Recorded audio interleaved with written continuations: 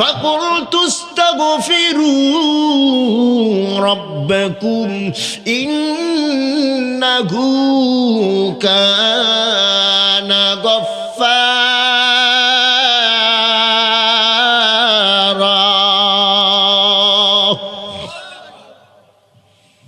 আল্লাহ তাআলা বলেন বান্দা গুনাহ করেছো গুনাহ করতে করতে তুই এমন নাফরমান হয়ে গেছো আমার কাছ থেকে তুই দূরে সরে গেছো এ বাবা বাবা যেমন সন্তানকে ভুলতে পারে নাই আমি আল্লাহ তো অনেক মোহাব্বত করে তোকে বানাইছি সব ফেরেশতারা বানাইতে নিষেধ করেছো প্রত্যেকের বাধাকে আমি উপেক্ষা করিয়া বড় মোহাব্বত নিয়ে বানাইছি ফেরেশতারা বলেছিল আল্লাহ ইবাদতের জন্য যদি বনি আদম দুনিয়াতে পাঠাইতে চাও তোমার প্রশংসার জন্য যদি পাঠাইতে চাও তোমার তাসবিহ পড়ার জন্য যদি পাঠাইতে চাও নাহনু নুসাব্বিহু বিহামদিকা ওয়া নুকদ্দিসু লাক আল্লাহু আকবার আমরাই তো তোমার প্রশংসা করতেছি আমরাই তো তোমার তাসবিহ পড়তেছি আবার কেন বনি আদম দুনিয়ায় পাঠাইবা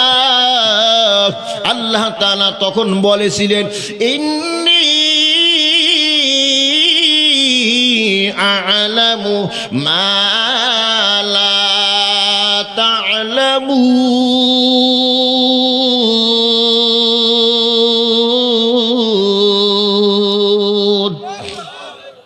এ বান্দা মোহাব্বত কইরা বলো বানাইছি ফেরেশতাদের বাধা উপেক্ষা করিয়া তোদেরকে বানাইছি তোরা যদিও গুনাহগার যদিও তোরা পাপী এই পাপের কথা স্মরণ করিয়া গুনাহের কথা স্মরণ করিয়া যখন তওবার রাস্তায় চলে যাও যখন তোদের চোখের ভিতরে আমি আল্লাহ পানি দেখতে পাই তোর বাবার আর কতটুকু মায়া তোর বাবার চেয়ে 100 ভাগ মায়া আমি আল্লাহর বেশি বান্দা তুই যখন ক্ষমা চাও আমি আল্লাহ তোকে ক্ষমা কইরা দে তোর সব গুনাহগুলো আমি আল্লাহ নেকির দ্বারা পরিবর্তন করিয়া দে ওয়া বাদদালতু সাইয়্যাতিকুমুল হাসানাত যেই পরিমাণ গুনাহ করেছো ওই গুনাহকে আমি আল্লাহ নেকের দ্বারা পরিবর্তন করিয়া গুনাহের বোঝা আমি আল্লাহ রাখিয়া নেকের বোঝা তোর মাথায় দিয়া আমি আল্লাহ তোকে বাড়ি পাঠাইয়া দেই সুবহানাল্লাহ জোরে কান এই জন্য কি করতে হবে আল্লাহর কাছে ইস্তেগফার করতে হবে আল্লাহর কাছে মাপ চাইতে হবে কি করতে হবে আরো জোরে কান বেশি বেশি ইস্তেগফার করতে হবে আমার আপনার নবী মুহাম্মদুর রাসূলুল্লাহ সাল্লাল্লাহু আলাইহি ওয়াসাল্লাম সারা জীবনে একটা গুনাহের কাজ করে নাই জোরে কোন সুবহানাল্লাহ কেমন আমার নবী যেই নবী সারা জীবনে একটা গুনাহের কাজ করে নাই এরপর ওই নবী দৈনিক 100 বার ইস্তেগফার করত সুবহানাল্লাহ ইন্নী আস্তাগফিরুল্লাহ কুল্লা ইয়াউমিন 100 মাররা আমার নবী বলেন দৈনিক আমি 100 বার ইস্তেগফার করি সুবহানাল্লাহ জোরে কান যেই নবী একটা মুহূর্ত নেক আমল ছাড়া কাটতো না ওই নবী দৈনিক 100 বার ইস্তেগফার করত ওরে রংপুরের মুসলমান তোমার আর আমার এমন একটা মুহূর্ত নাই যেই মুহূর্তে তুমি আর আমি গুনাহে লিপ্ত নাই কিন্তু দুঃখের বিষয় তোমার আমার মুখের ভিতরে ইস্তেগফার নাই ঠিক কিনা আল্লাহর সাথে সম্পর্ক যদি ভালো করতে চাও সংসারে যদি শান্তি চাও পরিবারের ভিতরে যদি শান্তি চাও, সমাজের ভিতরে যদি শান্তি চাও, রাষ্ট্রের ভিতরে যদি শান্তি চাও, ইস্তেগফার করো, বেশি বেশি ইস্তেগফার। ইস্তেগফার এমন একটা আমল, যেই আমলের মাধ্যমে আল্লাহ তাআলার প্রিয় বান্দা হওয়া যায়, যেই আমলের মাধ্যমে আল্লাহ তাআলা মনের সব আশাগুলো পূরণ করে দেয়। জোরে কোন সুবহানাল্লাহ। মাযহাবের ইমাম হলো চারজন। কয়জন? আরো জোরে।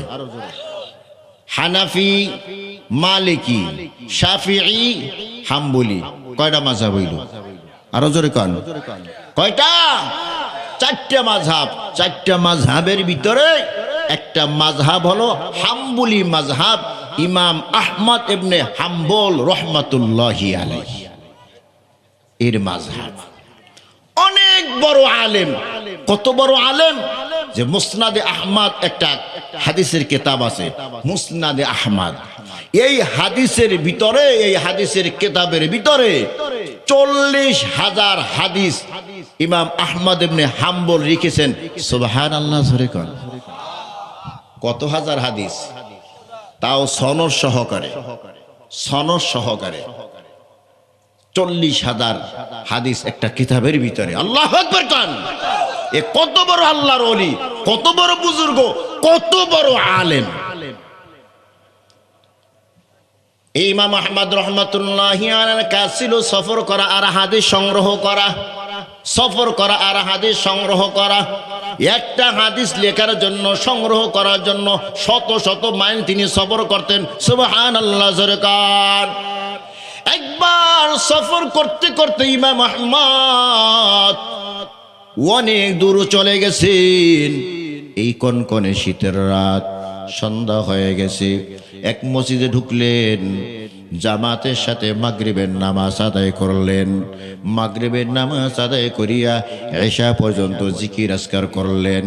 এশার নামাজ জামাতের সাথে আদায় করার পর মসজিদের এক কোনায় গিয়া বিছানা করবেন। মনে মনে ভাবলেন, কনকনে শীতের রাত, আবার অন্ধকার রাত, এ রাতের ভিতরে আর সফর করব না, রাতটা এখানে কাটাবো। ফজরের নামাজ এখানে জামার সাথে আদায় করিয়া ইশাকের নামাজ পড়ে এখান থেকে বের হব। কিন্তু খাদেম এত শক্ত। খাদেম গিয়া বলে, হে মুসাফির, কোত্থেকে এসেছো? বলে, আমি তো সফরে বের হয়েছি। এখানে বিছানা কেন? বলে, আমি রাতে এখানে বিছানা করতেছি, রাতে এখানে থাকবো, রাতটা কোনোভাবে কাটাবো। ফজরের নামাজ জামাতের সাথে আদায় করিয়া ইশাকের নামাজ আদায় করিয়া এখান থেকে বের হব। খাদেম মানে একেবারে ঠেডা মার্কা খাদেম। খাদেম বলে, না, রাত্রে এই মসজিদের ভিতরে থাকার কোনো অনুমতি, কথা কয় না, এই মসজিদে রাত্রে থাকার কোনো অনুমতি নাই। এটা যে ইমাম আহমদ ইবনে হাম্বল, চার মাযহাবের এক মাযহাবের যে ইমাম, এটা ওই খাদেমে জানে না। কারণ আগের জমানা তো এই গ্রামের মানুষ ওই গ্রামের মানুষকে চিনত না, কথা কয় না। তখন ইন্টারনেট ছিল না, ফেসবুক ছিল না, ইমো ছিল না, হোয়াটসঅ্যাপ ছিল না, মেসেঞ্জার ছিল না, কথা কয় না। মোবাইলে এক জায়গা থেকে আরেক জায়গায় কথা বলার সুযোগ ছিল। মোবাইল কি এই জিনিস চিনত? তখনকার যুগে মোবাইল বললে কইতো এইটা জানি আবার কোন দেশি নতুন হালুয়া, কথা কয় না। মোবাইল তো চিনে না তখন। খাদেম জানে না যে এইটাই ইমাম আহমদ ইবনে হাম্বল রহমাতুল্লাহি আলাইহি, কথা কয় না। আর ইমাম আহমদ ইবনে হাম্বল সে নিজেও তো পরিচয় দেয় না, কারে ধাক্কা দাও, কাকে মসজিদ থেকে বের করে দিবা, আমি তো ইমাম আহমদ ইবনে হাম্বল। আল্লাহু আকবার কোন।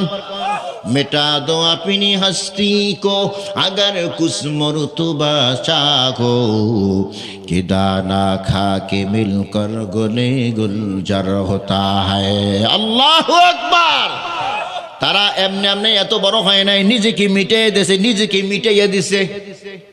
এত বড় ইমাম মসজিদের সামনে গিয়া সাধারণ মুসল্লিদের জুতা সোজা করে রাখতো। সুবহানাল্লাহ জোরে কান। আর আপনি আর আমি কি অবস্থা আমাদের? এই জমানা ওই রকম আল্লাহ ওলি আছে না নাই? আছে।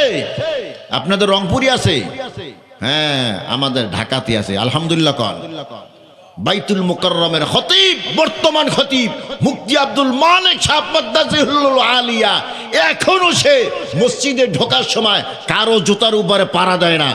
সুবহানাল্লাহ জোরে কান। এলোমেলো জুতা দেখলে মুফতি আব্দুল মালিক সাহেব এখনো জুতা সোজা করে রাখে। সুবহানাল্লাহ জোরে বলে। শুধু বাংলাদেশ নয়, এশিয়ার ভিতরে নাম করা একজন মুফতি, এশিয়ার ভিতরে নাম করা একজন আলেম, এশিয়ার ভিতরে নাম করা একজন আল্লাহর ওলি। সুবহানাল্লাহ জোরে বলেন। তো ইমাম আহমদ ইবনে হাম্বল রাহমাতুল্লাহি আলাইহি নিজের পরিচয় দেন নাই, আর খাদেমও মসজিদে থাকতে দেন নাই। কনকনে শীতের রাত, মসজিদ থেকে বের হয়ে গেছেন, এখন মনে মনে ভাবতেছে কই যাব। পথ চলতেছে, কত দূর যাওয়ার পরে দেখে একটা বাজার। কি দেখতেছে? একটা বাজার। বাজারে গিয়ে দেখে আগুন জ্বলতেছে। যেখানে আগুন জ্বলতেছে ইমাম আহমদ ইবনে হাম্বল সেখানে হাজির হয়ে গেছে। গিয়ে দেখে একজন যুবক মানুষ রুটি বানাইতেছে। কি বানাইতেছে? আরো জোরে কান। একজন যুবক রুটি বানাইতেছে। যুবককে সালাম দিয়া বলে, যুবক বাবা আমি মুসাফির, অনেক দূর থেকে সফর করে এসেছি, আমি একটু তোমার এখানে বসতে চাই, তোমার আগুনের পাশে অনুমতি আসেনি? যুবক বলে, বাবা বসে যান, আপনি বসলে তো আমার কোনো লস হবে না। আল্লাহু আকবার কর। এরপরে আগুনের পাশে বৈশা বলে, বাবা আমি তোমার একটু এই আগুনের তাপ নিতে চাই, একটু আলো নিতে চাই। সুবহানাল্লাহ জোরে কন। যুবক হাইসা দিয়েছে, কি কয় এই আগুন নাকি? আগুনের তাপ কি আমি চাপিয়ে ধরে রাখতে পারবো? কথা কয় না, না তার দিকে যাবে। আলো কি আমি বেড়া দিয়ে রাখতে পারবো? আলো তো তার দিকে যাইবে। এটা আবার অনুমতি নেওয়ার কি আছে? হ্যাঁ বাবা অনুমতি আছে। আল্লাহর ওলি কাকে বলে দেখেন। আল্লাহু আকবার জোরে কান। আল্লাহর বান্দা আহমদ রহমাতুল্লাহি আলাইহি যুবকের চুলার কিনারায় বৈশা যায়। মনে মনে ভাবতেছে, খামাকা সময় নষ্ট করে কি লাভ, এখানে বসে বসে আমি হাদিস লেখা শুরু করে দিই। সুবহানাল্লাহ জোরে কান। তাদের কাছে সময়ের মূল্য ছিল। কথা কয় না, কি ছিল? সময়ের মূল্য ছিল। এমন কি টয়লেটে ঢুকলে ওখানে কোরআন পড়া যায়, নামাজ পড়া যায়, জোরে কয় না। এমন কি যেই জিকির করতে অজু লাগে না, গোসল লাগে না, সময় লাগে না, সেই জিকির কি টয়লেটের ভিতরে করা যায়? কথা কয় না, না করা যায় না। টয়লেটে কোনো জিকির আজকাল নাই, আল্লাহর নাম নেওয়া যায় না। তা বুজুর্গানে কিরাম তারা যতক্ষণ টয়লেট করতেন মনে মনে ভাবতেন এখন তো আর কোনো ইবাদত হয় না, তো এখানে বৈশাও একটা ইবাদত করে। কি বলে, যে বদনাটা আছে আমি টয়লেট সারতে থাকি আর আমি বদনাটা ভালো করে ধুই, বদনা ভালো করে ধুইয়া এবার টয়লেটটা আমি এখানে ভালো করে ধুয়ে রাখি, পরবর্তীতে আমার আর এক ভাই যেন এখানে আরামে বসতে পারে। আল্লাহু আকবার জোরে কর। এই কাজটা করবেন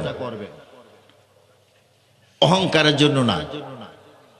মাশাআল্লাহ আমি এই আমলটা করি, যে কোনো টয়লেটে আমি যাই, আমি টয়লেটটা ধুইয়ে আসি। এটা আপনাদেরকে উদ্বুদ্ধ করার জন্য। আর কেমন টয়লেট? আমরা তো টয়লেটে বেশি যাই ওই যে সিএনজি স্টেশন যেখানে আছে, গাড়িওয়ালা গ্যাস নিতে থাকে, আমরা এদিকে টয়লেট উজুস্তেন যা সারি গিয়ে দেখি আহার আল্লাহ কিছু না থাকলেও বিড়ির ফাঁসা আছে। কথা কয় না, কি আছে? বিড়ির ফাঁসা আছে। ইন্টারন্যাশনাল জায়গা তো, ওখানে বৈশা টানতে মজা লাগে। কথা কয় না, এদিক দা টানে আর ওদিক দা ছাড়ে। টানের গতি যত বাড়ে তা ছাড়ার গতি মনে হয় তত বাড়ে। কথা কয় না, না হয় বিড়ির ফাঁসা ওখানে কেন। যাই হোক, আমি মাশাআল্লাহ টয়লেট ধুই। আপনাদেরকে আমলটা দিলাম, এটা ধুইবেন, তাহলে নিজের ভিতরে যে আমিত্ব আছে, অহংকারী ভাব আছে, এটা নষ্ট হয়ে যাবে। আল্লাহ তৌফিক দান করুন। আরো জোরে কান। আল্লাহু আকবার। তো আহমদ হাম্বল রহমাতুল্লাহি আলাইহি মনে করতেছেন সময়টা নষ্ট করে কি লাভ, সময়ের গুরুত্ব দিতে গিয়া বৈশা বৈশা আমি এখানে হাদিস লিখতে থাকি। ইমাম আহমদ ইবনে হাম্বল রহমাতুল্লাহি আলাইহি হাদিস লিখতেছেন, আর যুবকের দিকে তাকায় দেখে যুবক আটার ভিতরে পানি দেয় আর বলে আস্তাগফিরুল্লাহ। আটা এভাবে মাখতে থাকে আর বলে আস্তাগফিরুল্লাহ। আটা এভাবে গোল বানায়, কাই বানায় আর বলে আস্তাগফিরুল্লাহ। ফিরির উপরে আটা কাই নিয়ে যখন বেলতে থাকে বলে আস্তাগফিরুল্লাহ। যখন রুটি বানায় বলে আস্তাগফিরুল্লাহ। আবার যখন রুটি তাওয়ার উপরে খোলার উপরে দেয় বলে আস্তাগফিরুল্লাহ। রুটি যখন উল্টাইতে থাকে বলে আস্তাগফিরুল্লাহ। আল্লাহর ওলি আহমদ ইবনে হাম্বল রহমাতুল্লাহি আলাইহি আশ্চর্য হয়ে গেলেন। জিজ্ঞাসা করেন, ও যুবক, প্রত্যেকটা পদে পদে শুধু তুমি আস্তাগফিরুল্লাহ বলতেছো, আর অন্য দোয়া কি তুমি পারো না? যুবক জবাব দেয়, ওরে আল্লাহর বান্দা, আরো অনেক দোয়া দুরূদ আমি পারি, তবে আস্তাগফিরুল্লাহর যে কেরামতি আমি পেয়েছি, আস্তাগফিরুল্লাহর দ্বারা যে উপকৃত আমি হয়েছি, অন্য কোন দোয়ার দ্বারা এই পরিমাণ উপকৃত আমি হই নাই। জোরে কান সুবহানাল্লাহ। আল্লাহর ওলি টনক লইরে গেল, কি কয় যুবক, এই যুবক, এই আস্তাগফিরুল্লাহর আমল করিয়া কি পেয়েছো? বলে হুজুর সব কিছু পেয়েছি। সুবহানাল্লাহ, জোরে কান। এই আস্তাগফিরুল্লাহ বেশি বেশি বেশি পরিমাণ বলতে বলতে আল্লাহ তাআলা আমাকে মুস্তাজাবুদ দাওয়াত বানাই দিছে। মুস্তাজাবুদ দাওয়াত বলে যে দোয়া করলে সাথে সাথে দোয়া কবুল হয়ে যায়। ওগো হুজুর, আমি এই ছোট্ট একটা আমল করার কারণে আল্লাহ তাআলা আমার সব দোয়া কবুল করেছেন, তবে একটা দোয়া এখন পর্যন্ত কবুল হয় না। এই আস্তাগফিরুল্লাহর আমলের কারণে আমার আত্মীয় স্বজন যে যেই সমস্যা নিয়ে আমার সামনে হাজির হয়েছে, আল্লাহর রহমতে আমি সমাধান করে দিয়েছি, তবে শুধু আমার একটা দোয়া এখনো পর্যন্ত কবুল হয় নাই। ওই দোয়াটা কি? আমি বারবার আল্লাহর কাছে দরখাস্ত করেছি, আল্লাহ এই জবানের ভিতরে সবচেয়ে বড় আলেম ইমাম আহমদ ইবনে হাম্বল, তোমার ওই বান্দা কি আমি একটা নজর দেখতে চাই। দীর্ঘদিন পর্যন্ত দোয়া করি, আল্লাহ দোয়া কবুল করি না। এই দোয়াটা যদি কবুল হয়, আমার মনে কোনো তামান্না নাই। ইমাম আহমদ ইবনে হাম্বল রহমাতুল্লাহি আলাইহি চোখের পানি ছেড়ে দিয়া বলে, যুবকা, তোর জীবনের সব দোয়া কবুল হয়ে গেছে। যেই আহমদ ইবনে হাম্বলকে তুই দেখতে চাও, ওই আহমদ ইবনে হাম্বল রাত যাপনের জন্য এক মসজিদে আশ্রয় নিয়েছিল। ওই মসজিদ থেকে খাদেমে ধাক্কা দিয়া আহমদকে বের করিয়া তোর সামনে হাজির করে দিয়েছে। আল্লাহু আকবার, জোরে কান। ওয়াজ মাহফিল এটা একটা ইবাদত। ওয়াজ করা ইবাদত, ওয়াজ শোনাও ইবাদত। কথা বুঝাইতে পারছি? কিছু কিছু মানুষ আছে, এত ওয়াজ কেন বলে না, এত ওয়াজ কেন বলে, এত গান কেন, এত যাত্রা কেন, এটা কেউ বলেনি, এত বলেনি, এটা কেউ। সবাই বলে এত ওয়াজ কেন। এই প্রশ্ন আমাদেরকে করে না, ওরা যেন আল্লাহ তাআলাকে করে। কাকে করে? আরো জোরে কন। আল্লাহ কি প্রশ্ন করে? কেন ওয়াজ বেশি করতে কে বলেছেন? কে বলেছেন? দলিল লাগবো। ওয়াযাক্কির ফাইন্না যিকরা তানফাউল মুমিনিন। ওয়াযাক্কির, নবী আপনি ওয়াজ করতেই থাকেন, উপদেশ দিতেই থাকেন। ফাইন্না যিকরা তানফাউল মুমিনিন, এই ওয়াজের দ্বারা মুমিন বান্দা উপকৃত হবে। আর মুমিন নামের মুনাফিক যারা আছে তাদের অ্যালার্জি শুরু হবে। কথা কয় না? যারা এই প্রশ্ন তোলে এত ওয়াজ কেন, এ কোনো বেঈমান না। বেঈমান না। হিন্দু কোনোদিন বলে নাই এত ওয়াজ কেন, খ্রিস্টান কোনোদিন বলে নাই এত ওয়াজ কেন। আপনার আমার মতো লেভাসদারি কিছু মুসলমান, নামধারী মুসলমান বলে এত ওয়াজ কেন। কথা কয় না? ঠিক কইলো ঠিক, ঠিক না কইলো ঠিক, বেঠিক কথা মাইকে বলা যায় না, তাও চিল্লাইয়া। কথা কয় না? আল্লাহু আকবার। অতএব ওয়াজ করতে কে বলেছেন? সবাই বলে নাই, কে বলেছেন? আল্লাহ। এই জন্য ওলামায়ে কেরাম ওয়াজ বেশি করে। কথা কান ঠিক কি না? তা ওয়াজ করা ইবাদত, যেহেতু আল্লাহর বিধান মানতেছি। আবার ওয়াজ শোনা, ওয়াজ করতে হইলে তো একজন শুনতে হবে, ওয়াজ শোনাও ইবাদত। এখানে আপনারা যারা এই 12:15 পর্যন্ত বসে আছেন, ওয়াজ হয়ে গেছে, আমি ওয়াজ করব না, আমি মোনাজাত দিয়ে দেব ইনশাআল্লাহ। তো আমি যতক্ষণ থাকবো এখানে, আপনারা থাকবেন তো ইনশাআল্লাহ? থাকবেন সবাই? দেখি তো কারা কারা থাকবেন না, হাত জাগান। ওরে মোর খোদা, তো বেশিরভাগই থাকবে আর কি, বুঝের কারণে। ও বুঝতে ভুল হয়েছে না?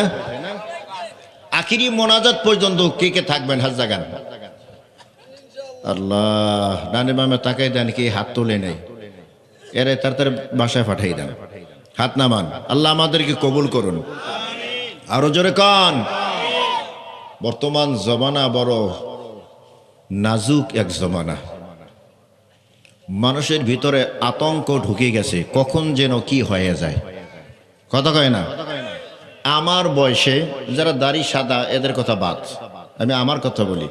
আমার বয়সে এবছরের মতো আমি কখনো ভূমিকম্প দেখি নাই। আপনারা কি বলেন? হ্যাঁ, এবছর যে ঘন ঘন ভূমিকম্প হইতেছে, আরো সামনের দিকে বড় ধরনের সংকেত দেওয়া হয়েছে, এর থেকেও বড় ধরনের হতে পারে। জমিন যেন এখন গুনাহ আর সহ্য করতে পারে না। কথা কয় না? গুনার সয়লাভ চলতেছে, সব জায়গায় গুনাহ, রাস্তায় নামলেই গুনাহ। রাস্তা বাদ দেন, আগেকার জমানায় একা একা যদি কেহ রুমের ভিতরে থাকতো, যারা দাড়ি সাদা আছে এরা বলবেন, যুবকেরা বুঝবে না। আগেকার জমানায় কোনো মানুষ যদি রুমের ভিতরে একা থাকতো, তার দ্বারা কোনো গুনাহের সম্ভাবনা ছিল? কথা কয় না? রুমের ভিতরে একা কেউ নাই, দরজা জানালা বন্ধ, সব বন্ধ, কোনো গুনাহ করতে পারেন এখানে? আরো জোরে কান। এখন এমন এক আধুনিক জমানা আসছে, মানুষ যত গোপনে যায় গুনাহ তত বেশি হয়। মানুষ যত একাকী হয় তত তার দ্বারা গুনাহের কাজ বেশি হয়। কথা কয় না? এই ঠিকগুলো যুবকেরা বলে, ওরা তো এই টেপাটেপি সারাদিন করে। কথা কয় না? আমার সামনে মোবাইলে যা দেখতে পারবে না, আমার থেকে আলাদা হইলে সেটা দেখতে পারবে। কথা কয় না? লোকালয়ে যেই জিনিসটা দেখতে পারে না, নির্জনে গেলে সেই জিনিসটা বেশি দেখতে পারে। আছে না নাই? আরো জোরে কান। প্রথম ছিল টেপাটিপি, এখন হয়েছে ঠেলাঠেলি। যত গোপনে যায় তত ঠেলার জোর বাড়ে। কথা কয় না? প্রথম টেপাটিপি মানে বাটন মোবাইল ছিল, এই বাটন এখনো আছে, তবে নাই বললেই চলে। এখন হয়েছে ঠেলাঠেলি, শুধু ঠেলে আপনার ঠেলে। দেখেন না মনে হয়? হ্যাঁ, যত গোপনে যায় ঠেলার পরিধি বাড়ে না কমে? ফেসবুকে যেভাবে এরকম টানছে, রশি টানছে এরকম, এ দেখবেন খেলে এরকম করে, খেলে। এই ফেসবুকে যেভাবে টানছে এক যুবকে, আমার মনে হয় ওইটা যদি রশি হইতো তাহলে এটা কোন জেলা? রংপুর। এই রংপুর মনে হয় ঘুরে আসা যাইত। কথা কান ঠিক কিনা? আরো জোরে কান। কত গুনাহ, অন্তরের গুনাহ, চোখের গুনাহ, সময় নষ্টের গুনাহ। কথা কান ঠিক কিনা? গুনাহের সয়লাভ। সেই জন্য আল্লাহ তাআলা আমাদেরকে সংকেত দিতেছে। কি দিতেছে? কথা কয় না? কি দিতেছে? আরো জোরে। গজব দুই প্রকার। গজব কয় প্রকার? গজব কয় প্রকার? দুই প্রকার। এক প্রকার গজব হলো বান্দাকে শায়েস্তা করার জন্য আসে, আর এক প্রকার গজব বান্দার মর্যাদা বৃদ্ধি করার জন্য আসে। কথা কয় না? আরো জোরে। নবীদের উপরে বিপদ মুসিবত আসছে কি আসে নাই? আসছে। নবীরা তো গুনাহ করছেন, নাউজুবিল্লাহ। কোন নবী কোন ধরনের গুনাহ করে নাই, তারপরে নবীদের উপর এত বিপদ আসছে কেন? জান্নাতে তার মর্যাদা বাড়ানোর জন্য। সুবহানাল্লাহ জোরে কান। আর আমার আপনার উপরে আসে কেন? শায়েস্তা করার জন্য, অথবা সতর্ক করার জন্য। বান্দা সোজা হ, কি হ, কি হ, সোজা হ। গজব একটার পর একটা আছে। শান্তি কোনো ফ্যামিলিতেই নাই। যে বুকে হাত দিয়ে বলতে পারবে যে আমার ফ্যামিলিতে মাশাআল্লাহ শান্তি আছে, আমি মনে করব তাহলে টাটকা মিথ্যা কথা বলে। কতক্ষণ ঠিক কিনা? দেখছেন এই ঠিকের এই আওয়াজ এখন বাড়তেছে, তার মানে সবাই অশান্তিতে। কথা কয় না? সবাই অশান্তিতে। শান্তি যদি এখন পেতে চাই, যেহেতু আমল নামা গুনাহে বোঝাই হয়ে গেছে। আমল নামা কিসে বোঝাই হয়ে গেছে? আরো জোরে কান। গুনাহে বোঝা হয়ে গেছে। যার পক্ষ থেকে শান্তি আসবে তার সাথে আমাদের সম্পর্ক কাটাপ হয়ে গেছে, বিচ্ছিন্ন হয়ে গেছে। কথা কয় না? আরো জোরে কান। মনে করেন এক কোটিপতি, যেই কোটিপতির কল কারখানার কোনো অভাব নাই, টাকা পয়সার অভাব নাই, যেখানে সেখানে মিল, অনেক টাকার মালিক সে। তার 4টা সন্তান আছে। কয়টা সন্তান? 3টা সন্তান। প্রত্যেকটা মিলে যাইতে পারে, প্রত্যেকটা বাসায় যাইতে পারে, রাজকীয় খাবার খাইতে পারে। মগার একটা সন্তান কোনো মিলে যাইতে পারে না, বাবার সাথে বসতে পারে না, রাজকীয় কোনো খাবারও খাইতে পারে না। এই সন্তানের সম্পর্ক বাবার সাথে বেশি। কথা কয় না? মোটেও নাই।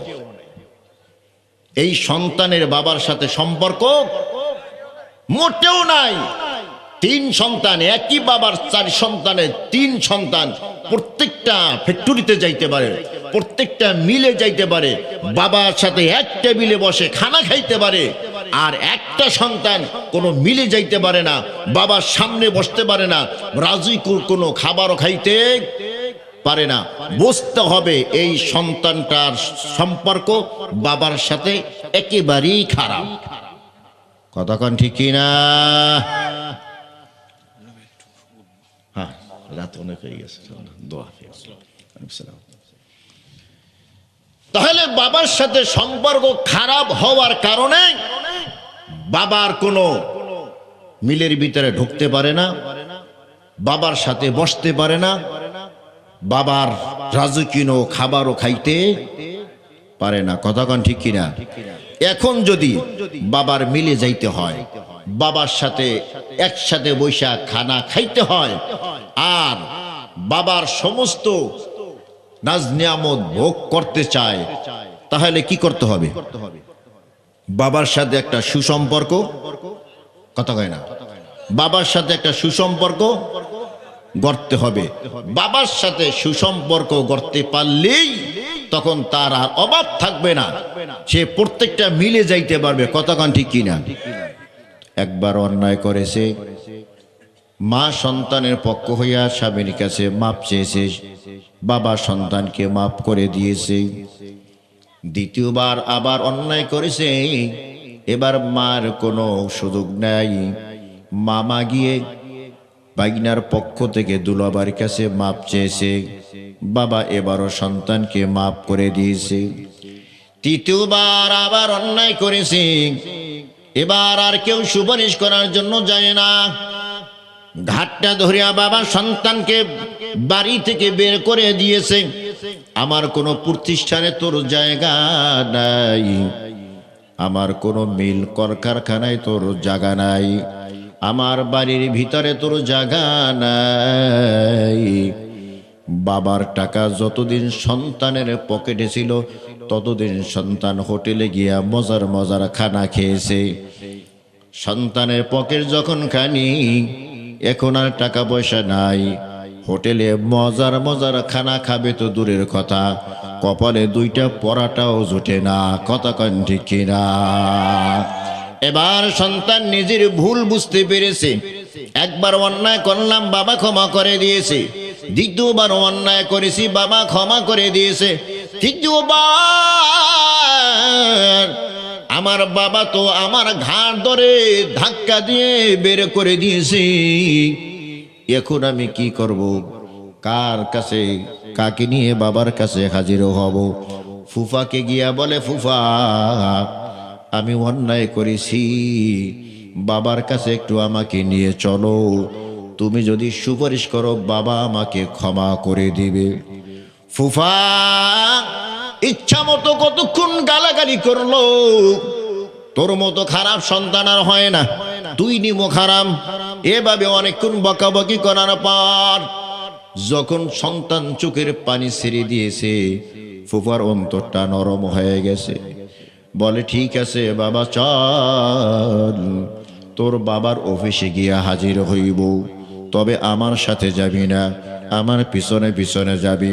তোর বাবার অফিসের সামনে সিসি ক্যামেরা লাগানো আছে, দূর থেকেই তোর বাবা তোকে দেখে ফেলবে। সিসি ক্যামেরার আওতার ভিতরে ঢুকবি না, সিসি ক্যামেরার বাহিরে থাকবি।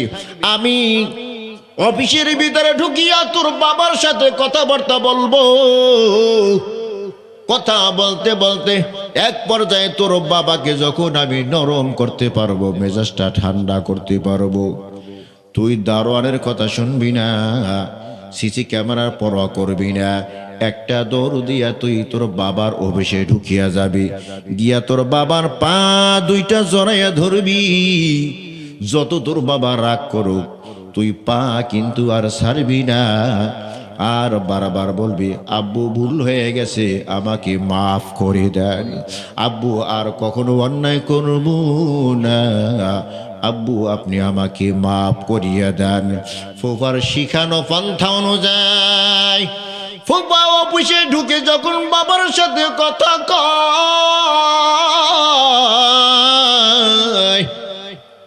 কথা বলতে বলতে এক পর্যায়ে ফুফা যখন দেখে হ্যাঁ বাবা নরম হয়ে গেছে, মেজাজটা এখন ঠান্ডা, অমনি ফুফা অফিসে বসে গলা খাক্কারানি গলা খাক্কারানি দিছি। সন্তান গলা খাক্কারানি ফুফার শুনিয়া ডানে বামে তাকাই নাই, ওই সিসি ক্যামেরার পরোয়া করে নাই, দারোয়ানকে একটা ধাক্কা দিয়া অফিসের ভিতরে ঢুকে গেছে। বাবা চেয়ারে বসা, বাবার পা দুইটা গিয়া জড়ে ধরেছে আর বলে, আব্বু অনেক অন্যায় করে ফেলেছি, আজ খাঁটি অন্তরে তওবা করলাম, বাবা আর অন্যায় করব না, বাবা আপনি আমাকে মাফ করে দেন। বাবা মস্ত বড় রাগ হয়ে গেছে, রাগের ঠেলায় বাবা একেবারে দাঁড়ায় গেছে। সন্তান পাওয়ার সারি না, সন্তান অনুতপ্ত হইয়া বাবার পা জড়াইয়া ধরিয়া যখন চোখ থেকে পানি সিঁড়ি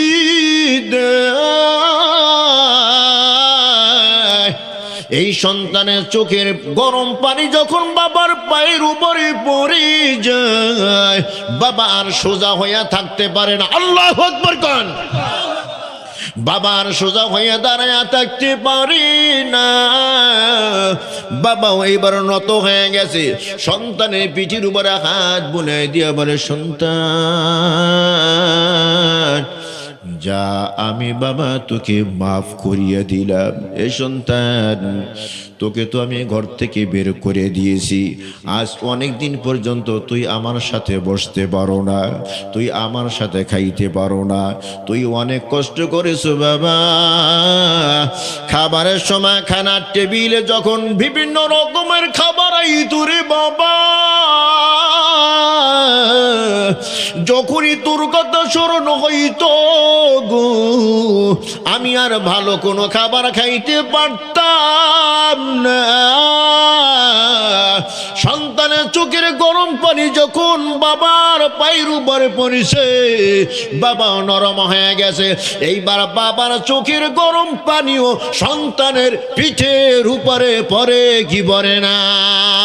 ফাকুলতু আস্তাগফিরু রাব্বাকুম ইন্নাহু কানা গফফারা।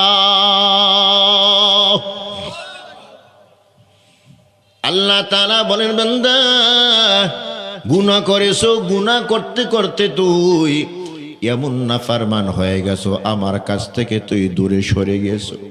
এ বাবা, বাবা যেমন সন্তানকে ভুলতে পারে নাই, আমি আল্লাহ তো অনেক মোহাব্বত করে তোকে বানাইছি। সব ফেরেশতারা বানাইতে নিষেধ করেছো, প্রত্যেকের বাধাকে আমি উপেক্ষা করিয়া বড় মোহাব্বত নিয়ে বানাইছি। ফেরেশতারা বলেছিল, আল্লাহ ইবাদতের জন্য যদি বনি আদম দুনিয়াতে পাঠাইতে চাও, তোমার প্রশংসার জন্য যদি পাঠাইতে চাও, তোমার তাসবিহ পড়ার জন্য যদি পাঠাইতে চাও, নাহনু নুসাব্বিহু বিহামদিকা ওয়া নুকদ্দিসু লাক। আল্লাহু আকবার। আমরাই তো তোমার প্রশংসা করতেছি, আমরাই তো তোমার তাসবিহ পড়তেছি, আবার কেন বনি আদম দুনিয়ায় পাঠাইবা? আল্লাহ তাআলা তখন বলেছিলেন, ইন্নী আ'লামু মা লা তা'লামুন।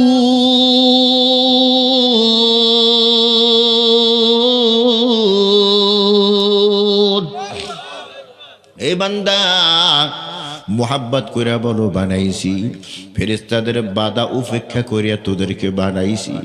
তোরা যদিও গুনাহগার, যদিও তোরা পাপী, এই পাপের কথা স্মরণ করিয়া, গুনাহের কথা স্মরণ করিয়া যখন তওবার রাস্তায় চলে যাও, যখন তোদের চোখের ভিতরে আমি আল্লাহ পানি দেখতে পাই, তোর বাবার আর কতটুকু মায়া, তোর বাবার চেয়ে 100 ভাগ মায়া আমি আল্লাহর বেশি। বান্দা তুই যখন ক্ষমা চাও, ক্ষমা চাও, আমি আল্লাহ তোকে ক্ষমা কইরা দে। তোর সব গুনাহগুলো আমি আল্লাহ নেকির দ্বারা পরিবর্তন করিয়া দে। ওয়া বাদদালতু সাইয়্যাতিকুমুল হাসানাত। যেই পরিমাণ গুনাহ করেছো, ওই গুনাহকে আমি আল্লাহ নেকির দ্বারা পরিবর্তন করিয়া, গুনাহের বোঝা আমি আল্লাহ রাখিয়া নেকির বোঝা তোর মাথায় দিয়া আমি আল্লাহ তোকে বাড়ি পাঠাইয়া দেই। সুবহানাল্লাহ জোরে কান। এই জন্য কি করতে হবে? আল্লাহর কাছে ইস্তেগফার করতে হবে, আল্লাহর কাছে মাপ চাইতে হবে। কি করতে হবে? আরো জোরে কান। বেশি বেশি ইস্তেগফার করতে হবে। আমার আপনার নবী মুহাম্মদুর রাসূলুল্লাহ সাল্লাল্লাহু আলাইহি ওয়াসাল্লাম সারা জীবনে একটা গুনাহের কাজ করে নাই। জোরে কোন সুবহানাল্লাহ। কেমন আমার নবী, যেই নবী সারা জীবনে একটা গুনাহের কাজ করে নাই, এরপরও ওই নবী দৈনিক 100 বার ইস্তেগফার করত। সুবহানাল্লাহ। ইন্নী আস্তাগফিরুল্লাহ কুল্লা ইয়াউমিন 100 মাররা। আমার নবী বলেন, দৈনিক আমি 100 বার ইস্তেগফার করি। সুবহানাল্লাহ জোরে কান। যেই নবী একটা মুহূর্ত নেক আমল ছাড়া কাটতো না, ওই নবী দৈনিক 100 বার ইস্তেগফার করত। ওরে রংপুরের মুসলমান, তোমার আর আমার এমন একটা মুহূর্ত নাই যেই মুহূর্তে তুমি আর আমি গুনাহে লিপ্ত নাই। কিন্তু দুঃখের বিষয়, তোমার আমার মুখের ভিতরে ইস্তেগফার নাই, ঠিক কিনা? আল্লাহর সাথে সম্পর্ক যদি ভালো করতে চাও, সংসারে যদি শান্তি চাও, পরিবারের ভিতরে যদি শান্তি চাও, সমাজের ভিতরে যদি শান্তি চাও, রাষ্ট্রের ভিতরে যদি শান্তি চাও, ইস্তেগফার করো, বেশি বেশি ইস্তেগফার। ইস্তেগফার এমন একটা আমল, যেই আমলের মাধ্যমে আল্লাহ তাআলার প্রিয় বান্দা হওয়া যায়, যেই আমলের মাধ্যমে আল্লাহ তাআলা মনের সব আশাগুলো পূরণ করে দেয়। জোরে কোন সুবহানাল্লাহ। মাযহাবের ইমাম হলো চারজন। কয়জন? আরো জোরে। হানাফি, মালিকি, শাফিঈ, হাম্বলি। কয়টা মাযহাব হইল? আরো জোরে কোন। কয়টা? চারটা মাযহাব। চারটা মাযহাবের ভিতরে একটা মাযহাব হলো হাম্বলি মাযহাব, ইমাম আহমদ ইবনে হাম্বল রাহমাতুল্লাহি আলাইহি এর মাযহাব। অনেক বড় আলেম। কত বড় আলেম যে মুসনাদে আহমদ একটা হাদিসের কিতাব আছে, মুসনাদে আহমদ। এই হাদিসের ভিতরে, এই হাদিসের কিতাবের ভিতরে 40,000 হাদিস ইমাম আহমদ ইবনে হাম্বল লিখেছেন। সুবহানাল্লাহ জোরে কোন। কত হাজার হাদিস, তাও সনদ সহকারে। সনদ সহকারে 40,000 হাদিস একটা কিতাবের ভিতরে। আল্লাহু আকবার কোন। এ কত বড় আল্লাহর ওলি, কত বড় বুজুর্গ, কত বড় আলেম। ইমাম আহমদ রাহমাতুল্লাহি আলাইহির কাজ ছিল সফর করা আর হাদিস সংগ্রহ করা।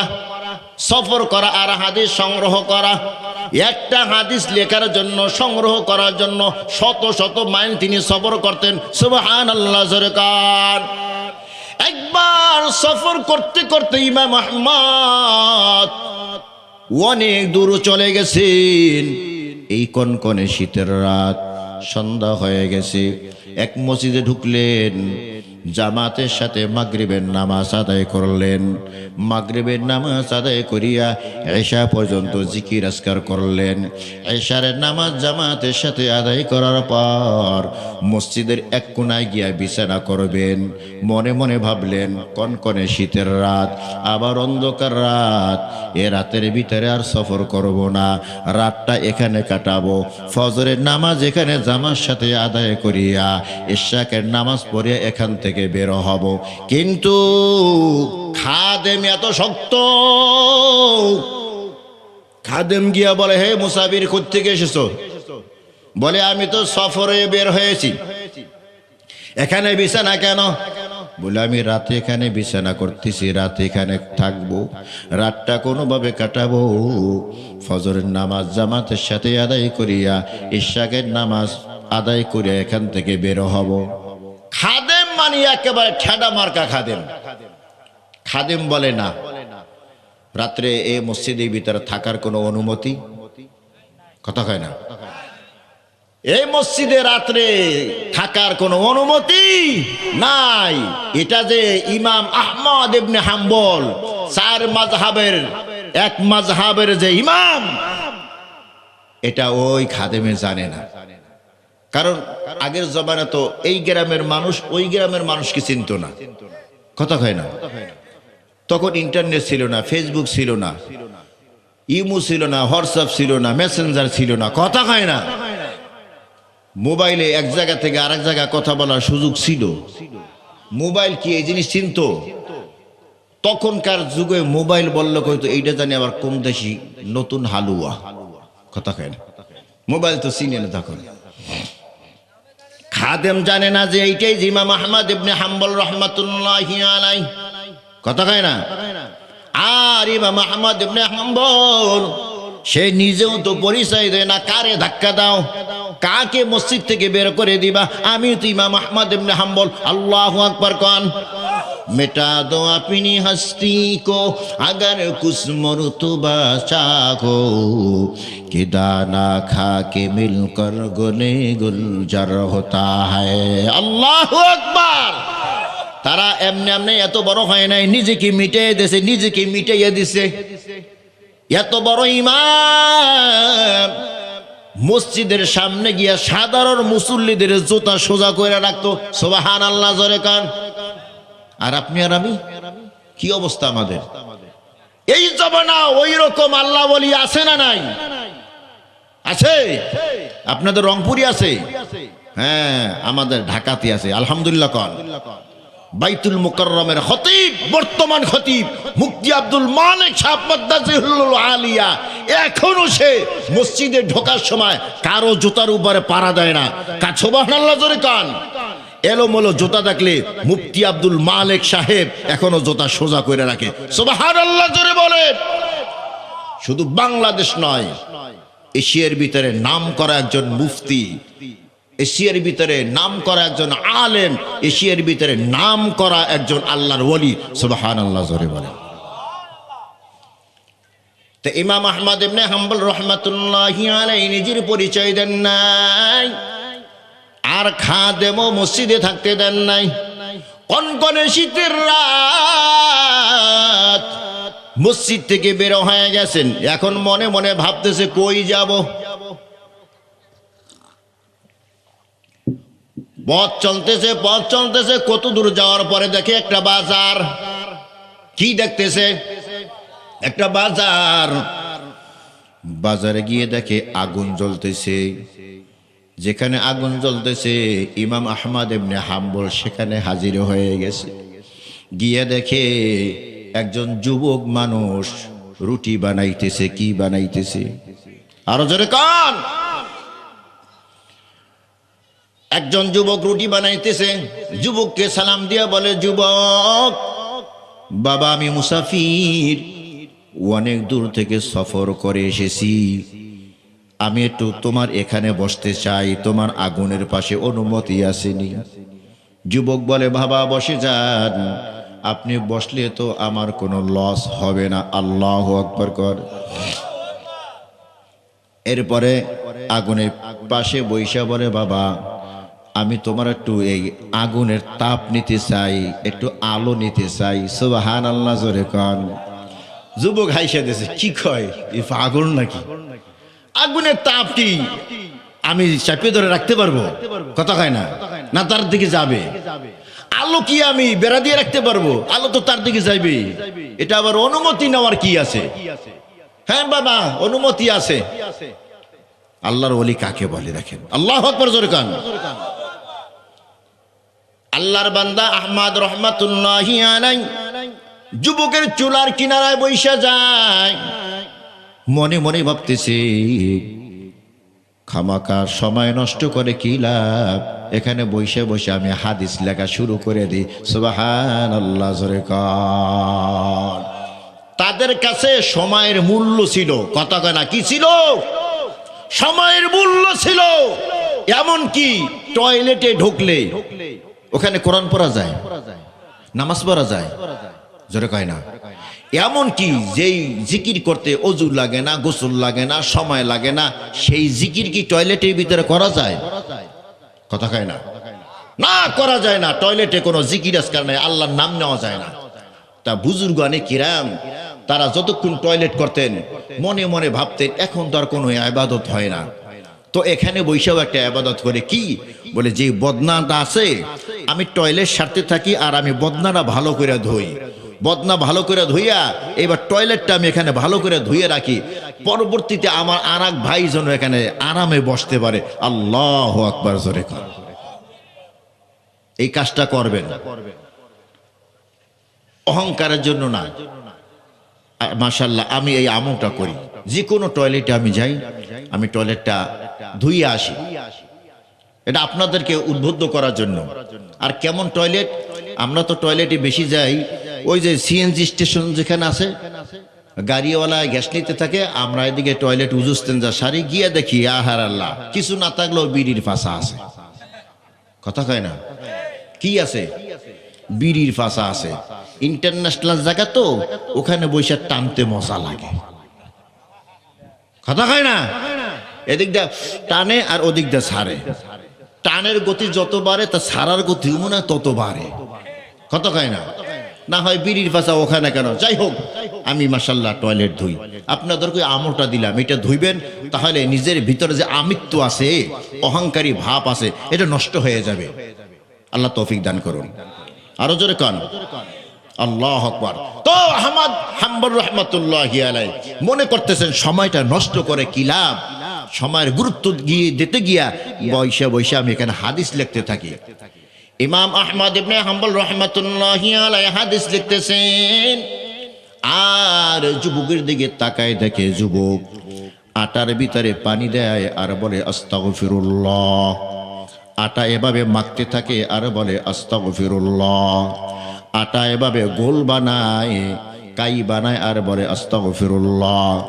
ফিরির উপরে আটা কাই নিয়ে যখন বেলতে থাকে বলে আস্তাগফিরুল্লাহ। যখন রুটি বানায় বলে আস্তাগফিরুল্লাহ। আবার যখন রুটি তাওয়ার উপরে খোলার উপরে দেয় বলে আস্তাগফিরুল্লাহ। রুটি যখন উল্টাইতে থাকে বলে আস্তাগফিরুল্লাহ। আল্লাহর ওলি আহমদ ইবনে হাম্বল রাহমাতুল্লাহি আলাইহি আশ্চর্য হয়ে গেলেন। জিজ্ঞাসা করেন, ও যুবক, প্রত্যেকটা পদে পদে শুধু তুমি আস্তাগফিরুল্লাহ বলতেছো, আর অন্য দোয়া কি তুমি পারো না? যুবক জবাব দেয়, ওরে আল্লাহর বান্দা, আরো অনেক দোয়া দরুদ আমি পারি, তবে আস্তাগফিরুল্লাহর যে কেরামতি আমি পেয়েছি, আস্তাগফিরুল্লাহর দ্বারা যে উপকৃত আমি হয়েছি, অন্য কোন দোয়ার দ্বারা এই পরিমাণ উপকৃত আমি হই নাই। জোরে কান সুবহানাল্লাহ। আল্লাহর ওলি টনক লইরে গেল। কি কয় যুবক? এই যুবক, এই আস্তাগফিরুল্লাহর আমল করিয়া কি পেয়েছো? বলে হুজুর সব কিছু পেয়েছি। সুবহানাল্লাহ, জোরে কান। এই আস্তাগফিরুল্লাহ বেশি বেশি বেশি পরিমাণ বলতে বলতে আল্লাহ তাআলা আমাকে মুস্তাজাবুদ দাওয়াত বানাই দিছে। মুস্তাজাবুদ দাওয়াত বলে যে দোয়া করলে সাথে সাথে দোয়া কবুল হয়ে যায়। ওগো হুজুর, আমি এই ছোট্ট একটা আমল করার কারণে আল্লাহ তাআলা আমার সব দোয়া কবুল করেছেন, তবে একটা দোয়া এখন পর্যন্ত কবুল হয় না। এই আস্তাগফিরুল্লাহর আমলের কারণে আমার আত্মীয় স্বজন যে যেই সমস্যা নিয়ে আমার সামনে হাজির হয়েছে, আল্লাহর রহমতে আমি সমাধান করে দিয়েছি। তবে শুধু আমার একটা দোয়া এখনো পর্যন্ত কবুল হয় নাই। ওই দোয়াটা কি? আমি বারবার আল্লাহর কাছে দরখাস্ত করেছি, আল্লাহ এই জবানের ভিতরে সবচেয়ে বড় আলেম ইমাম আহমদ ইবনে হাম্বল, তোমার ওই বান্দা কি আমি একটা নজর দেখতে চাই। দীর্ঘদিন পর্যন্ত দোয়া করি, আল্লাহ দোয়া কবুল করি না। এই দোয়াটা যদি কবুল হয়, আমার মনে কোনো তামান্না নাই। ইমাম আহমদ ইবনে হাম্বল রাহমাতুল্লাহি আলাইহি চোখের পানি ছেড়ে দিয়া বলে, যুবকা, তোর জীবনের সব দোয়া কবুল হয়ে গেছে। যেই আহমদ ইবনে হাম্বলকে তুই দেখতে চাও, ওই আহমদ ইবনে হাম্বল রাত যাপনের জন্য এক মসজিদে আশ্রয় নিয়েছিল। ওই মসজিদ থেকে খাদেমে ধাক্কা দিয়ে আহমদকে বের করিয়া তোর সামনে হাজির করে দিয়েছে। আল্লাহু আকবার, জোরে কান। ফাকুলতু আস্তাগফিরু রাব্বাকুম ইন্নাহু কানা গফফারা। আল্লাহু আকবার কান। বেশি বেশি করে ইস্তেগফার করো। ইস্তেগফার করলে আল্লাহ বড় খুশি হয়। ইস্তেগফার করতে পারলে আল্লাহ তাআলা জীবনের সব গুনাহ খাতাগুলো মাফ করিয়ে দেয়। এজন্য সকাল বিকাল ইস্তেগফার করো। আস্তাগফিরুল্লাহাল আযীম, আস্তাগফিরুল্লাহ ওয়া আতুবু ইলাইহি, আস্তাগফিরুল্লাহাল্লাযী লা ইলাহা ইল্লা হুয়াল হাইয়ুল কাইয়্যুম ওয়া আতুবু ইলাইহি। পারা যাবে না? পারা যাবে? কষ্ট হয়? আরো জোরে কয় না, কষ্ট হয়নি? মোনাজাত দিব? কি কয় এই ঠান্ডার ভিতরে? আমার সব ঠান্ডা হয়ে গেছে। হ্যাঁ, মোনাজাত দিয়ে দি এখন। ওরে মোর খোদা, কি কয়? আপনারা মানুষ না আরো কিছু? আমি তো সোজাই বসতে পারি, নিজে চিল্লাইলাম তো আমার শরীর একটু গরম হয় না, মানে এত ঠান্ডা। আল্লাহ আল্লাহ আজকে মাহফিলকে কবুল করেছেন, আলহামদুলিল্লাহ জোরে কন। আর না হয় এই ঠান্ডার ভিতরে আল্লাহ তাআলা বসায় রাখতেন না আপনাদেরকে। এর ভিতরে বেশিরভাগই দেখি সাদাওয়ালা, সাদা দাড়ি। আল্লাহ আমাদেরকে সবাইকে মাফ করে দিন। আরো জোরে কন। একটা ঘটনা বইলেই শেষ করে দেব। হাদিসের একটা ঘটনা, নবীজি সাল্লাল্লাহু আলাইহি সাল্লাম মসজিদে নববীতে বসে আছেন। হঠাৎ করে তাকাই দেখে যে একজনের কাঁধের উপরে আরেকজনের হাত, আরেকজনের কাঁধের উপরে আরেকজনের হাত, আরেকজনের কাঁধের উপরে আরেকজনের হাত। ছোটবেলা আমাদের যারা বন্ধু ছিল ওই বন্ধুরা কিন্তু এমনি হাঁটতো, একজনের কাঁধের উপর আরেকজনের কাঁধ, কথা কয় না, এরকম চলছি না আমরা।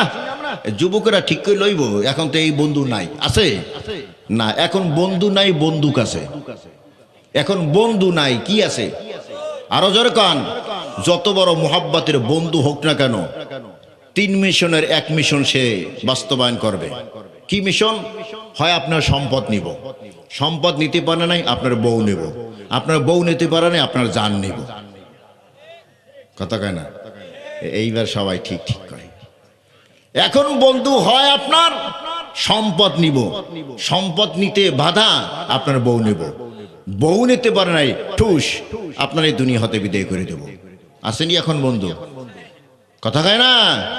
হ্যাঁ। তো আল্লাহর রসুল দেখে যে একজনা কাঁধের উপর আরেকজনের হাত, আরেকজনা কাঁধের উপর আরেকজনের হাত, এভাবে লাইন দিয়ে আসতেছে। কি রে, কারা এখানে আসতেছে? নবীজি দূর থেকে চিনতে পারে না, যতই কাছে আসে তত পরিষ্কার হয় না।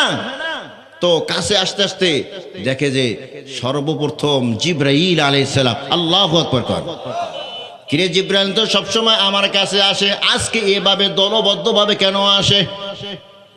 আরো যখন কাছে আসে দেখে জিবরাইলের পিছনে মিকাইল আলাইহিস সালাম। কিরে জিবরাইল তো সবসময় আসে, মিকাইল কেন আসে? মিকাইলের কাজ হলো পানি দেওয়া, বৃষ্টি বর্ষণ করা। তাহলে কি পানি দিয়া পৃথিবী প্লাবন করে দিবে কিনা? আর একটু যখন কাছে আসছে দেখে হযরত ইসরাফিল আলাইহিস সালাম। নবী আর একটু ভয় পেয়ে গেলেন। ইসরাফিল আলাইহিস সালামের কাজ হলো সিংহা নিয়ে বসে থাকা। একটা যখন ফুৎকার দিবে তামাম পৃথিবী লন্ড ভন্ড হয়ে যাবে। আল্লাহু আকবার কান। ইসরাফিল আলাইহিস সালামের পিছনে দেখে হযরত আজরাইল আলাইহিস সালাম। ভয় বাড়ছে না কমছে? বাড়ছে না কমছে? এখন তো নবুর হাঁটির ভিতরে কম্পন শুরু হয়ে গেছে। কারণটা কি? 4 জন লিডারই আসতেছে। আস্তে আস্তে সর্বপ্রথম নবীর সামনে জিবরাইল আলাইহিস সালাম আয়েশা বলে, আসসালামু আলাইকা ইয়া রাসূলুল্লাহ। আল্লাহু আকবার কর। নবী একটু ভয়টা কমছে। যা, কিসের দোয়া দিছে? রহমতের দোয়া দিছে, বরকতের দোয়া দিছে। তাহলে মনে হয় ব্যাপারটা এত মজবুত না। জিজ্ঞাসা করে, ভাই জিবরাইল, এভাবে 4 জন দল বেঁধে কেন আমার সামনে হাজির হয়েছো? জিবরাইল বলে, পয়গম্বর একটু বসতে দেন, বৈশা নিয়ে এবার আপনাকে বলবো। 4 জন গোলাকার হইয়া নবীর সামনে বৈশা গেছে। জিবরাইল আলাইহিস সালাম বলে, পয়গম্বর আমি আপনার উম্মতকে বড় ভালোবাসি। সুবহানাল্লাহ জোরে কর। আমার নবী বড় খুশি হয়ে গেছে। বলে, ভাই জিবরাইল, আমি তো আমার উম্মতকে বেশি ভালোবাসি। আমার উম্মতকে ভালোবাসতে গিয়া আমার নিজের জন্য জীবনে কিছুই চাই নাই। যা কিছু চাওয়ার সব আমার উম্মতের জন্য চেয়েছি। আল্লাহু আকবার জোরে কান। তুমিও তো আমার জিবরাইল, তুমিও তো আমার উম্মতকে ভালোবাসো, তা কি সংবাদ নিয়ে এসেছো? জিবরাইল বলে, পয়গম্বর আপনার উম্মতের জন্য আমি একটা সুসংবাদ নিয়ে এসেছি। কি সেই সুসংবাদ? যখন আপনার উম্মতের মরণের সময় হয় তখন আপনার উম্মত বড় ভয় পেয়ে যায়। কথা কন ঠিক কি না? এই মুহূর্তে যদি আজরাইল আইসা ওই গেটের সামনে দাঁড়ায়, আর যদি আমরা চিনতে পারি ওই আজরাইল, থাকবে নি একজোড়ো প্যান্ডেলে? কথা কয় না? থাকবে একজোড়ো প্যান্ডেলে। কে কোন দিক দিয়ে দৌড় দেবে দিশে পাইব না। কে আইছে? কে আইছে? আজরাইল আসে। তো আজরাইলকে যখন দেখবে আপনার উম্মতেরা তখন ভয় পেয়ে যাবে, হয়রান হয়ে যাবে। আমি এমন ছোট্ট একটা আমল নিয়ে এসেছি, এর রংপুরের মুসলমান কান খাড়া করে শুনো রে ভাই, আমি ছোট্ট নরমাল একটা আমল নিয়ে এসেছি। আপনার যেই উম্মত সকালবেলা 100 বার পড়বে আস্তাগফিরুল্লাহ ওয়া আতুবু ইলাইহি, 100 বার পড়বে সাল্লাল্লাহু আলাইহি ওয়াসাল্লাম, আবার মাগরিবের সময় 100 বার পড়বে সাল্লাল্লাহু আলাইহি ওয়াসাল্লাম, 100 বার পড়বে আস্তাগফিরুল্লাহ ওয়া আতুবু ইলাইহি। আমি জিবরাইল জান্নাত থেকে একদল ফেরেশতা নিয়া আপনার ওই উম্মতের পাশে হাজির হয়ে যাব। আপনার উম্মতের সাথে আমরা খোঁজ গল্প করতে থাকব। এই গল্প করার মাধ্যমে আপনার উম্মতের রূহটা বের হয়ে যাবে, কষ্ট হবে না। সহজ না কঠিন? আল্লাহর নবী বড় খুশি হয়ে গেছে।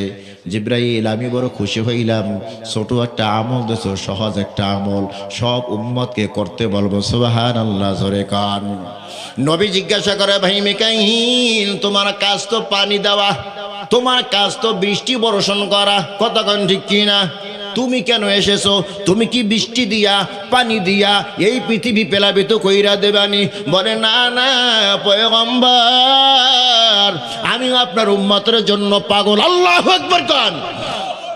আমিও আপনার উম্মতের জন্য একটা খুশি সংবাদ নিয়ে এসেছি। ও পয়গম্বর, হাসরের মাঠ যখন শুরু হয়ে যাবে, আমার আল্লাহ যখন হিসাবের সিংহাসনে বসে যাইবে গো, অর্ধ হাত মাথার উপরে সূর্যটা এসে যাবে। সূর্যের তাপে মাথার মগজ গলে গলে দুই গাল বেবে পড়তে থাকবি। হাসরের মাঠটা পুরিয়া তামার মতো লাল হয়ে যাবে। মানুষ পানির জন্য ছটফট করতে থাকবে গো, কোথায় কোনো পানি নাই, পানি নাই। তো আপনার উম্মত যে সকালবেলা 100 বার পড়বে ইস্তেগফার, 100 বার পড়বে দুরুদ, বিকালবেলা 100 বার পড়বে ইস্তেগফার, 100 বার পড়বে দুরুদ, আমি আপনার ওই উম্মতের জন্য হাউজে কাউসারে পানি এনে দিব। এক ডোক হাউজে কাউসারে পানি যদি পান করতে পারে, জান্নাতে ঢোকার আগে আর পানির পিপাসা লাগবে না। নবী আমার খুশি। 3 নম্বর ফেরেশতাকে জিজ্ঞাসা করে, ও ভাই ইসরাফিল তুমি কেন এসেছো? তুমি তো সিংহায় নিয়ে বসে থাকো, একবার ফু দেবা, তোমার ফুয়ের এত পাওয়ার, এত পাওয়ার। ওয়াতাকুনুল জিবালু কাল ইহনিল মানফুস, পাহাড়গুলো তুলার মতো আকাশে উঠতে থাকবে। আল্লাহু আকবার করবে, 7টা আসমান টাস টাস করে ভেঙে জমিনে পড়ে যাবে, এত তোমার ফুয়ের পাওয়ার। ইয়াউমা তারাউনাহা তাযহালু কুল্লু মুরদিআতিন আম্মা আরদাআত ওয়া তাদউ কুল্লু যাতি হামলিন হামলাহা ওয়া তারান নাসা সুকারা ওয়া মা হুম বিসুকারা ওয়ালাকিন্না আযাবাল্লাহি শাদীদ।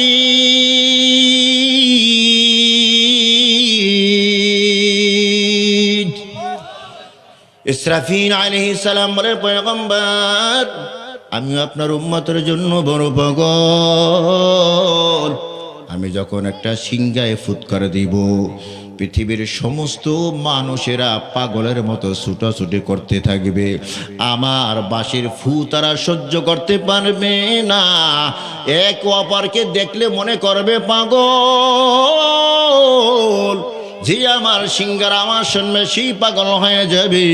ও পয়গম্বর, যে ব্যক্তি সকালবেলা 100 বার দুরূদ 100 বার ইস্তেগফার, বিকালবেলা 100 বার দুরূদ 100 বার ইস্তেগফার পড়বে, ওই সিংহার ফুৎকারের দিন সে মাতাল হবে না, পাগল হবে না। জোরে কান সুবহানাল্লাহ। আর বাকি আছে কে? আজরাইল আলাইহিস সালাম। আমার নবী জিজ্ঞাসা করে, ভাই আজরাইল তোমাকে দেখলে তো বড় ভয় হয়, তুমি তো ভয়ঙ্কর এক ফেরেশতা, প্রত্যেকের জানটা কবজ করিয়ে নাও, তুমি কেন এসেছো? আজরাইল বলে, পয়গম্বর,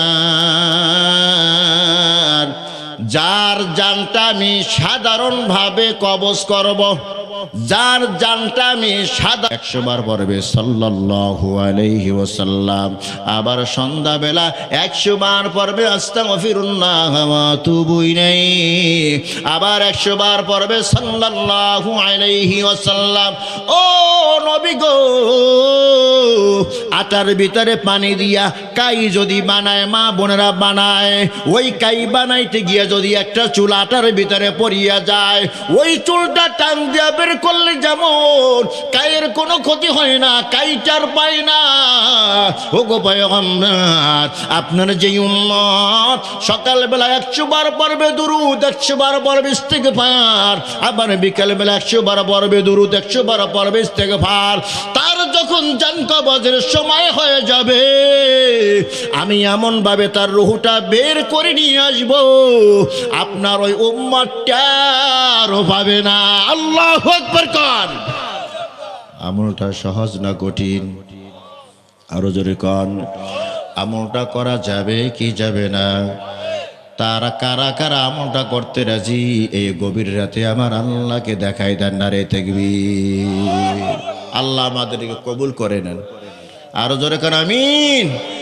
এখনই দোয়া হবে। আশপাশে যে ভাইরা আছে আসেন প্যান্ডেলের ভিতরে, এই জান্নাতের বাগানের ভিতরে। ওয়াজ করলে যেমন সব হয়, মোনাজাত দিলে এর চেয়ে বেশি সব হয়। সুবহানাল্লাহ, জোরে কর।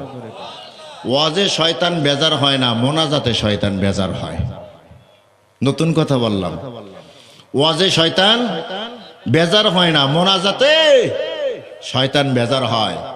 এতক্ষণ কোরআন হাদিস দিয়ে হুজুরে কথা বলছে, তুই মানলে মান, না মানলে না মান, খবরদার আখিরি মোনাজাত দিবি না।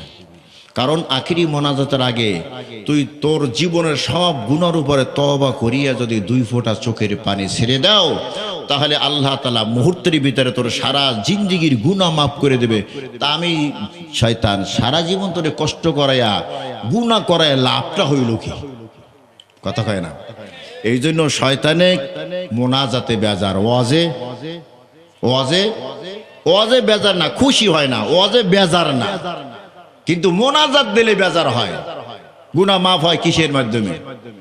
তওবা ইস্তেগফার, কান্নাকাটির মাধ্যমে। এই কান্নাকাটিকে শয়তান বড় ভয় পায়, আল্লাহ বড় মহব্বত করে। কান্নাওয়ালাকে কে মহব্বত করে? কে মহব্বত করে? আল্লাহ মহব্বত করে। কান্নাওয়ালাকে আল্লাহ মহব্বত করে, কান্নাওয়ালাকে শয়তান ঘৃণা করে। কথা কয় না? এই শয়তানকে খুশি করব না আল্লাহকে খুশি করব? কাকে খুশি করব? গুনাহ করি নাই এমন কেউ আসেনি? হাত জায়গায় দেখান তো একটু। ওরে আল্লাহ, একজনও নাই। আমরা এখানে যারা আছি কিছু না কিছু হইল গুনাহ করছি। কথা কয় না? হয়তোবা কেউ এমনও গুনাহ করছি যেই গুনার কথা যদি আমার মা জানতো, সন্তান বলে পরিচয় দিত না। হয়তোবা এমনও কেউ গুনাহ করেছি যেই গুনার কথা বিবি জানলে কইতো তোর সাথে আমি ঘরই করব। কথা কয় না? হয়তোবা এমন গুনাহ করেছি যেই গুনাহের কথা আমার ছেলে মেয়ে জানলে আব্বা বলে ডাকতো না। কথা কয় না? তো এই গুনার খবর কে জানে? কে জানে?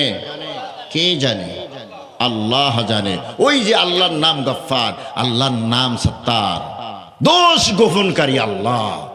আল্লাহ তাআলা বলে, বান্দা গুনাহ করছো আমি রাগ হই নাই, গুনাহ করছো আমি রাগ হই নাই, আমি আমার এই কুদরতি চাদর তোর গুনার উপরে দিয়া ঢেকে রেখেছি। সুবহানাল্লাহ, জোরে কর।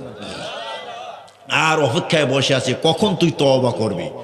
তুই খাঁটি অন্তরে তওবা করবি, সাথে সাথে আমি তোর জীবনের সব গুনাহ মাফ করে দেব। সুবহানাল্লাহ, জোরে বলেন। এজন্য আমরা তওবা করতে রাজি।